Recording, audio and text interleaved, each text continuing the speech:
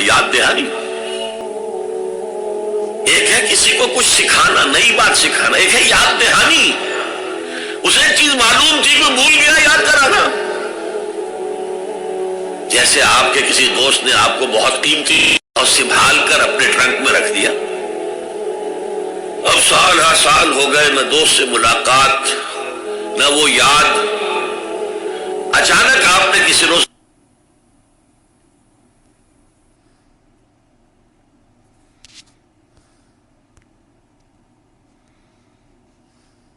Trunk کھولا اور وہ قلم آ گیا، تو آپ کو دوست یاد آ جائے گا کہ نہیں؟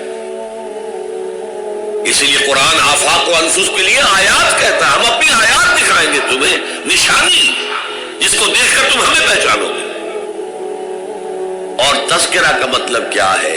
پوٹینشلی ایمان ہر انسان کے دل میں موجود ہے. یہ جو روح جو ہمارے قلب کی مسکن رکید ہے، اس میں اللہ کی معرفت بھی ہے، اللہ کی محبت بھی ہے. البتہ ظہور کے پردے پڑ گئے ہیں، بھول اور نسیان طاری ہو گیا ہے.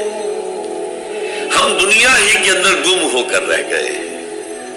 ہماری ساری دلچسپیاں دنیا سے ہیں، لہذا ہماری توجہ ہی نہیں ہے. ورنہ ہر انسان کے دل میں،